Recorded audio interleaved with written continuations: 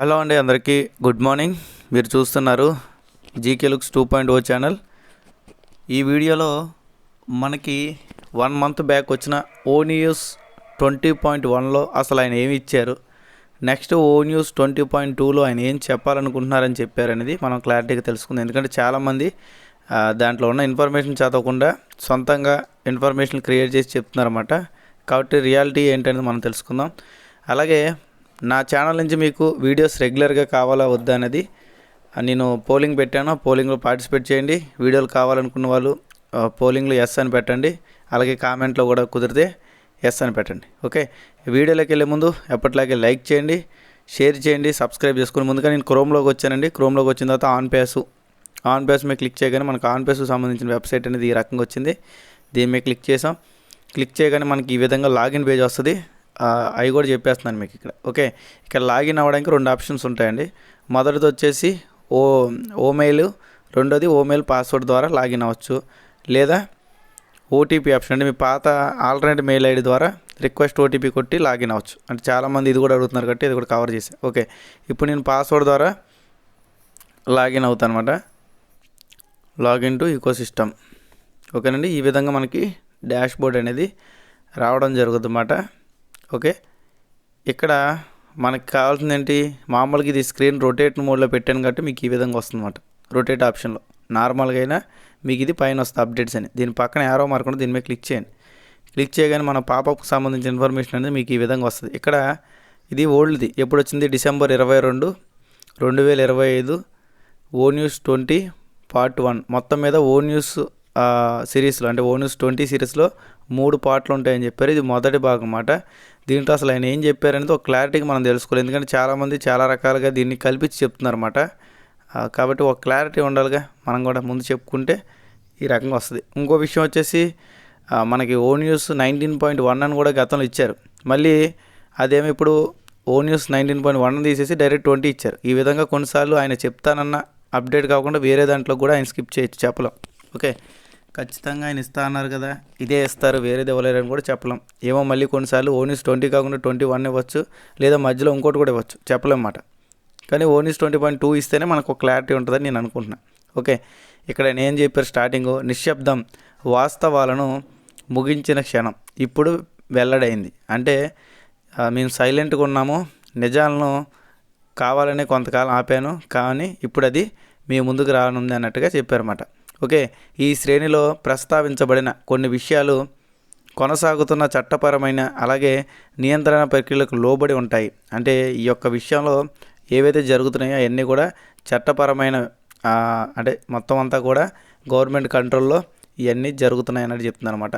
అలాగే ఈ కమ్యూనిటీ సందర్భాన్ని, అంటే ఈ కమ్యూనికేషన్ సందర్భాన్ని అందించడానికి ఉద్దేశించబడింది. అంటే ప్రజెంట్ ఇదంతా కూడా అందరికీ ఉద్దేశించబడింది అన్నట్టుగా చెప్తున్నారు అనమాట. అలాగే లాస్ట్లో నేను ఇప్పుడు ఎందుకు మాట్లాడుతున్నాను అని చెప్పి క్యాప్షన్ పెట్టారు.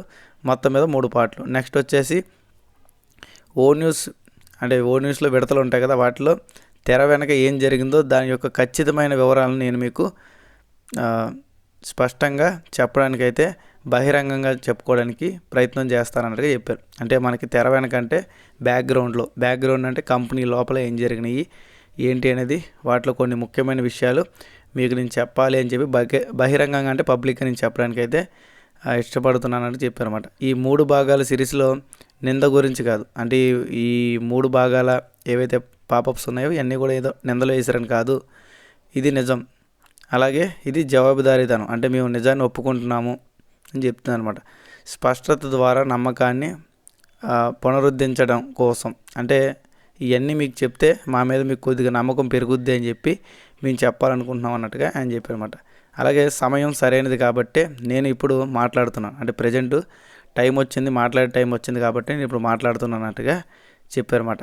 అలాగే చాలా కాలంగా నేను నిశ్శబ్దాన్ని ఎంచుకున్నాను, అంటే ఎన్నో సంవత్సరాలు బట్టి నేను సైలెన్స్నే ఎంచుకోవడం జరిగింది అన్నట్టుగా ఆయన చెప్తాను అనమాట. ఈ నిశ్శబ్దం ఉద్దేశపూర్వకంగా ఉంది, అంటే నేను సొంతంగా కావాలనే సైలెంట్గా ఉండడం జరిగింది, తప్పించుకోవడానికైతే కాదు అన్నట్టుగా ఆయన చెప్పారు. ఓకే, వాస్తవాలు ధృవీకరించడం, సమయపాల స్పష్టంగా ఉండటం, అలాగే కొనసాగుతున్న విషయాలు బాధ్యతాయుతంగా నిర్వహించడం, పూర్తి సినిమాని ఒక చోట చేర్చాలని నేను కోరుకుంటున్నాను. అంటే గతంలో జరిగిన ఇబ్బందులు ప్రాబ్లమ్స్ అన్నిటిని కూడా ఒక సినిమా విధంగా, అంటే ఒక పూర్తి చిత్రం అంటే పూర్తి సినిమాని మీకు ఒకే చోట చూపించాలని చెప్పి నేను అనుకుంటున్నాను అన్నట్టుగా చెప్తున్నాను అనమాట. అలాగే అదే సమయంలో ఎస్సీసీ కేసుతో సహా తీవ్రమైన నియంత్రణ సవాళ్ళను నెగిటివ్ చేస్తున్నాను.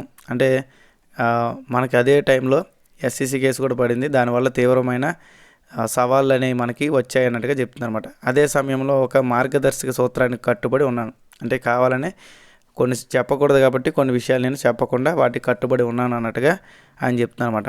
అలాగే వ్యాపారాన్ని పరిష్కరించండి లేదా దాన్ని తిరిగి నిర్మించండి, మనం కలిసి నిర్మించిన దృష్టి సమాజం మరియు కళలను రక్షించడం. ఓకే, ఇది కూడా మీకు క్లారిటీ అనుకుంటున్నాను. డబ్బు ఎప్పుడూ నా మొదటి ప్రాధాన్యత కాదు. ఇది సరిగ్గా వినండి ఫాలోవర్స్, ఇది సరిగ్గా వినండి. మొత్తం అంతా చెప్తుందంతా కూడా మీకు క్లారిటీగా వివరంగా చెప్తున్నా. ఓకే, నేను సొంతంగా ఏం చెప్పట్లే, అక్కడ ఉన్నాయి చెప్తున్నా. ఇక్కడ నేను ఏం చెప్తున్నారు, డబ్బు ఎప్పుడు కూడా నా మొదటి ప్రాధాన్యత కాదు, అంటే డబ్బు నాకు ఇంపార్టెంట్ కాదు అన్నట్టుగా ఏం చెప్పారు. ఓకే, ఇక్కడ మన వాళ్ళు డబ్బు గురించి తప్ప వేరే వాటి గురించి మాట్లాడరనుకోండి వాయిస్ల్లో, ఆయన డబ్బు ఇంపార్టెంట్ కాదంటే వీళ్ళు డబ్బు గురించి పదే పదే చెప్తూ ఉంటారు. ఓకే, ఎందుకంటే మనకు డబ్బు ఇంపార్టెంట్, CEO గారికి కాదు. ఓకేనా. ప్రజలు మరియు సూత్రాలు. ఏం జరిగిందో వివరించే ముందు, అంటే మీకు గతంలో ఏం జరిగిందో వివరించే ముందు ఆన్ పేసు కార్యాచరణ పరంగా ఎలా నిర్మించబడిందో స్పష్టంగా స్థాపించడం ముఖ్యం. అంటే ఆన్ పేసు దాని యొక్క స్టేజీలో ఏ రకంగా స్టార్ట్ అయిందో అది స్పష్టంగా చెప్పడం ముఖ్యం అన్నట్టుగా మనకు అర్థం చేసుకోవచ్చు అన్నమాట. ఒక వ్యూహాత్మక సమయంలో మేము బహుళ దేశాల్లో ప్రపంచ ఆర్థిక కార్యకలాపాలు దుబాయ్, అంటే ఆన్ పేసు ఎలా స్టార్ట్ అయింది, దాని ఆఫీసులు ఎలా ఉన్నాయని చెప్తున్నారు అన్నమాట ఇక్కడ క్లారిటీగా. అంటే ఒకానొక టైంలో కొన్ని దేశాల్లో మా ఆన్ పేసుకు సంబంధించిన కంపెనీలు ఉన్నాయి. అవి ఎక్కడ అంటే దుబాయ్లో, UAEలో, అలాగే అదే సమయంలో అంటే దుబాయ్ UAEలో నిర్మించిన సమయంలోనే CFO మైఖేల్ తమాన్ ఖురాన్ అనే వ్యక్తి, అలాగే COO మహమ్మద్ కమాల్, అన్వర్ మహమ్మద్ అంటే మహమ్మద్ కమాల్కి ఇంకో పేరు ఏంటంటే అన్వర్ మహమ్మద్ అన్నమాట. ఇప్పుడు మనం మహమ్మద్ కమాల్ అని పిలుస్తున్నాం. వీళ్ళిద్దరూ కూడా నాయకత్వం వహించారు. ఓకే, ఇది క్లారిటీ అనుకుంటున్నాను మీకు. అంటే ఒకానొక టైంలో మనకున్న వేరే వేరే దేశాల ఆఫీసుల్లో దుబాయ్ UAEలో ఉన్న ఆఫీస్ కూడా ముఖ్యమైనది. ఆ ముఖ్యమైన ఆఫీస్లో CFO అయిన మహమ్మద్ తమాన్ ఖురాన్ అనే వ్యక్తి, అలాగే COO మహమ్మద్ కమాల్ అనే వ్యక్తి, అలాగే మన మహమ్మద్ కమాల్ అంటాం అనుకోండి, 2-3 పేర్లు ఉన్నాయన్నమాట ఆయనకి, మహమ్మద్ కమాల్ అని పిలుస్తామని చెప్పి ఆయన చెప్తున్నారన్నమాట. ఓకే, వీళ్ళిద్దరికీ కూడా నాయకత్వం వహించారు, అంటే వీళ్ళిద్దరూ నాయకత్వం తీసుకున్నారన్నమాట అక్కడ దుబాయ్ని. ఆ క్షణం నుండి కింద వాటిపై రోజువారీ కార్యక్రమాలు దుబాయ్ నుండే నిర్వహించబడ్డాయి. అంటే ఆ రోజు నుంచి మన కింద లిస్ట్ ఇచ్చారు కదా, ఈ లిస్టులో ఉన్నాయన్నీ కూడా దుబాయ్ నుంచే జరిగినాయి. ఎప్పటి నుంచి వాళ్ళకి ఎప్పుడైతే ఇచ్చారో అప్పటి నుంచి, నేను ముందు నుంచి మీకు చెప్తూనే ఉన్నాను, ఆన్ పేసులో మనం ఫౌండర్ మెంబర్షిప్ తీసుకునే అమౌంట్ అంతా కూడా దుబాయ్కి సంబంధం లేదు. అదంతా కూడా మనకి ఏదైతే యాష్ గారు ఉన్నారో, అంటే మనకి US ఫ్లోరిడా ఉంది చూసారా, దానికి వెళ్ళింది బిల్లింగ్ అంతా కూడా మన ఫౌండర్ మెంబర్షిప్ డబ్బులు. దాని తర్వాత మనకి ఓ కనెక్ట్ ఎప్పుడైతే స్టార్ట్ అయిందో అప్పటి నుంచి మాత్రం మనకి ఇందులోకి వెళ్ళడం జరిగింది.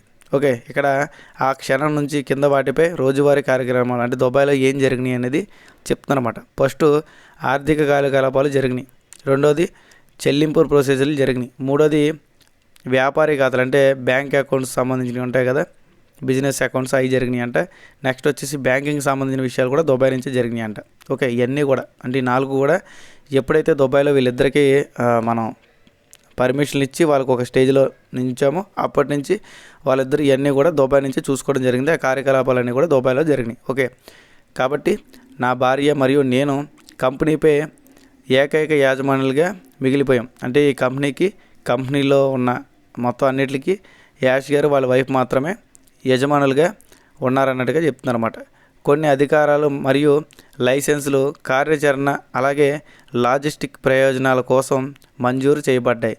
అలాగే యాజమాన్యానికి బదిలీ చేయడానికి ఉద్దేశించబడలేదు. అంటే కొన్ని విషయాలు ఏదైతే ఉన్నాయో అవి డైరెక్ట్గా ఓనర్సే చేయలేరు. ఇక్కడ అదే మాట అర్థం. డైరెక్ట్గా కొన్ని విషయాలు, కొన్ని ట్రాన్సాక్షన్లు కొన్ని ఏవైతే ఉన్నాయో అవి డైరెక్ట్గా ఓనర్లే చేయలేరు కాబట్టి కొన్ని విషయాల్ని వేరే వాళ్ళకి అప్పచెప్పామన్నట్టుగా చెప్తున్నమాట. ఆ సమయంలో ఈ నిర్మాణం సరైనదిగా అనిపించింది. అంటే ఆ టైంలో మేము చేస్తుంది అంత, అంటే వీళ్ళని అక్కడ పర్మిషన్లు ఇవ్వడం, వీళ్ళకి ఈ బాధ్యతలు ఇవ్వడం అంతా కూడా మంచి విషయమే అనిపించింది. కానీ తర్వాత ఏం జరిగిందో దానికి భిన్నంగా బయటపడింది. అంటే మేము అనుకున్న దానికన్నా వేరే విచిత్రమైన విషయాలన్నీ కూడా జరిగాయి అన్నట్టుగా చెప్తున్నారు అన్నమాట. తదుపరి విడతలో అంటే నెక్స్ట్ దాంట్లో మా మొదటి ప్రధాన చెల్లింపు అప్లికేషన్ చివరకు ప్రారంభించినప్పుడు ఏం జరిగిందో, అలాగే దాని అఖండ విజయం ఎందుకు చాలా లోతైన సమస్యలకు నాంది పలికిందో నేను వివరిస్తున్నాను. అంటే మనకు ఓ కనెక్ట్ ప్యాకేజ్ అని స్టార్ట్ అయింది, ఎట్టకేలకు ఓ కనెక్ట్ ప్యాకేజ్ స్టార్ట్ అయింది. అది అఖండంగా విజయంకి వెళ్ళింది అనుకున్నాం. కానీ అది అఖండ విజయంతో పాటు లోతైన సమస్యలను కూడా తెచ్చిపెట్టింది అన్నట్టుగా ఆయన చెప్పానమాట. వేచి ఉండండి, పార్ట్ 2 ప్రతిదీ మారిన క్షణాన్ని మీకు వివరిస్తుంది. ఓకేనండి, ఇంతే, ఇంకెంతకు మించి ఇక్కడేమీ లేదు. ఓకే, ఇక్కడ ఎక్కడైనా సరే యాష్ గారు అంటే మన CEO గారు డబ్బులు ఇస్తానని చెప్పారా? అసలు డబ్బులు ఇస్తానన్న టాపిక్ ఇక్కడ ఏమైనా ఉందా? లేదు. రెండో పాయింట్ వచ్చేసి ఇక్కడ ఆయన ఏం చెప్తున్నారంటే దుబాయ్ గవర్నమెంట్ అంటే దుబాయ్ గవర్నమెంట్ కాదు, దుబాయ్ ఆఫీస్ ఎప్పుడైతే మనం పెట్టామో ఆ దుబాయ్ ఆఫీస్ పెట్టినప్పుడు మన మహమ్మద్ కమాల్కి మహమ్మద్ మురాద్ అంటే మహమ్మద్ ఖురాన్ అనే వీరిద్దరికీ కూడా అక్కడ కొన్ని బాధ్యతలు అయితే అప్పచెప్పాము. వాళ్ళ నాయకత్వం వహించారు. వాళ్ళ నాయకత్వం వహించిన కానించి ఆర్థిక కార్యకలాపాలు, చెల్లింపులు, అలాగే మన యొక్క బిజినెస్ అకౌంట్స్, బ్యాంకింగ్ సంబంధాలన్నీ కూడా వాళ్ళే చూసుకుంటారు. కొన్ని విషయాలు డైరెక్ట్గా ఎవరైతే మన యజమానులు ఉన్నారో వాళ్ళు చేయలేరు, అంటే కంపెనీకి ఎవరైతే ఓనర్స్ ఉన్నారో వాళ్ళు చేయలేరు. కాబట్టి కొన్ని విషయాలు వేరే వాళ్ళతో చేపించాల్సి వచ్చింది. కానీ మనం మంచికి చేపించాలనుకున్నాం, కానీ చెడు అయింది అన్నట్టుగా ఆయన చెప్పారు. ఓకే, కాబట్టి ఇక్కడ కూడా డబ్బులు ఆయన ఇస్తానని కానీ CEO గారు మనకి పాపప్ 2లో డబ్బులు ఇస్తానని కానీ ఏం చెప్పలేదు. కానీ ఆ డబ్బులు ఏ రకంగా ఇబ్బంది పడ్డాయి, ఆ ఇబ్బంది పడ్డానికి వాళ్ళు ఏం చేశారు, ఇంటర్నల్గా కొన్ని విషయాలు ఏం జరిగినాయి అనేది చెప్తున్నారు. ఇంకా మనకు పూర్తిగా కాదు, కనీసం సగం కూడా పూర్తిగా చెప్పలేదు అన్నమాట. కాబట్టి ఎవరు నచ్చింది వాళ్ళు సొంతంగా స్టోరీ అల్లుతున్నారు, కానీ ప్రాక్టికల్గా ఇక్కడ ఏం జరిగింది అనేది నేను మీకు క్లారిటీగా వివరంగా చూపించాను అనుకుంటున్నాను. ఇంతకన్నా క్లారిటీగా అయితే ఎవరు చెప్పలేరండి. ఓకే, కాబట్టి అర్థం చేసుకోండి, అతిగా ఆలోచించవచ్చు, ఎవరి వర్క్స్ వాళ్ళు చేసుకోండి. ఏదైనా అఫీషియల్ ఇన్ఫర్మేషన్ వచ్చినప్పుడు మళ్ళీ చెప్దాం. ఓకే, వీడియో నచ్చినట్టయితే లైక్ చేయండి, షేర్ చేయండి, సబ్స్క్రైబ్ చేసుకోండి, అలాగే పోలింగ్లో పాల్గొనండి. Thank you, me GK looks.